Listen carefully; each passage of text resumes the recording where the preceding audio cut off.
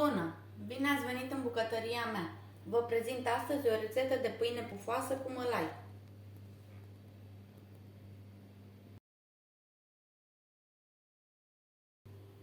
Pentru această rețetă vom avea nevoie de 225 de ml de apă călduță, un ou, 400 de grame de făină albă, 70 de grame de mălai fin, 7 grame de drojdie uscată, jumătate de linguriță de zahăr, o linguriță de sare, o lingură cu ulei de măsline și opțional mix de semințe, o lingură. Într-un bol mai încăpător punem făina și mălaiul. Le amestecăm.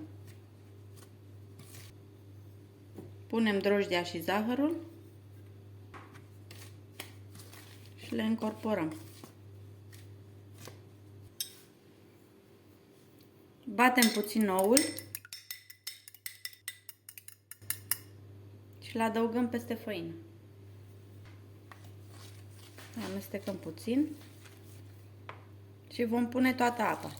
Apa trebuie să fie călduță. Le amestecăm ușor.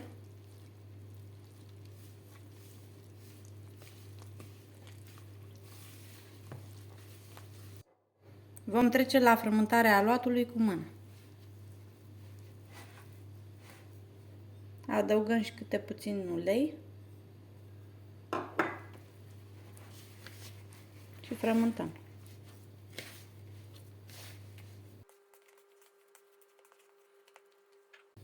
Punem și sare.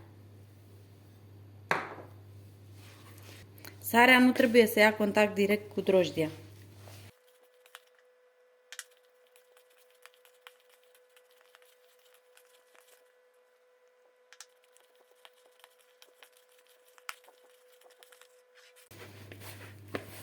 Punem aluatul pe blatul de lucru și continuăm cu frământarea.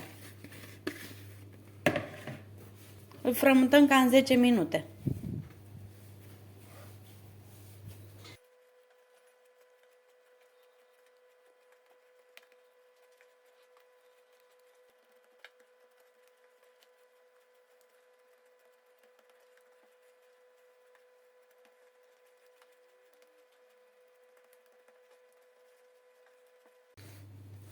După 10 minute de frământare, aluatul mai este un pic lipicios, se mai lipește un pic de mâini, dar așa trebuie să fie.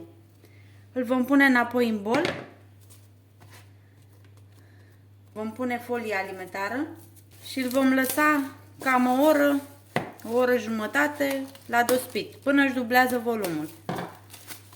La loc căldus trebuie să stea.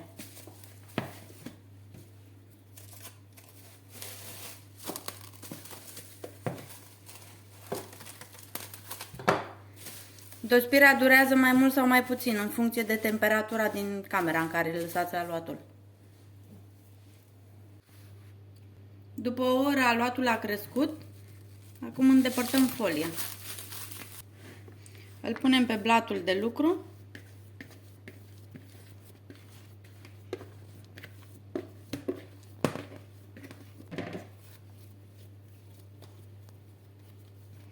Și îi dăm o formă. Eu îl fac rotund. Puteți să-i dați orice formă doriți. Îl vom pune într-o tavă tapetată cu hârtie de copt și îl vom mai lăsa 30-45 de minute la crescut. Aluatul și-a dublat volumul. Vom scoate folia. Vom unge cu puțin lapte sau cu apă.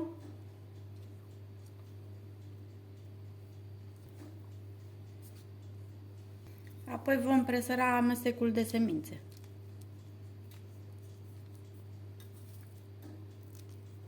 Puteți pune susan, mac sau puteți lăsa așa. Vom introduce tava la cuptorul preîncălzit la 200 de grade.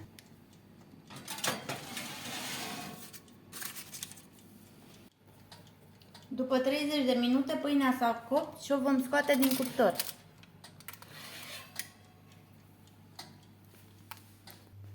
O vom scoate scoate din tavă și o vom pune pe un grătar să se răcorească.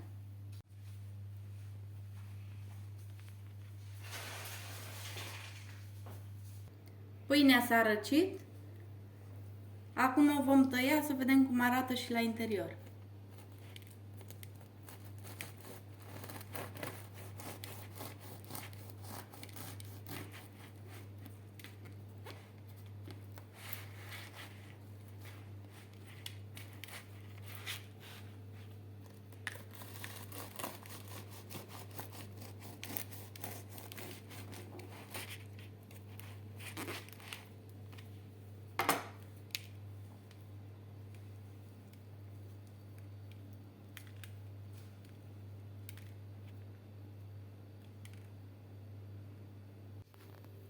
Mă bucur că ați urmărit rețeta de azi. Dacă v-a plăcut, nu uitați să dați un like și să vă abonați la canalul meu de YouTube. Vă mulțumesc!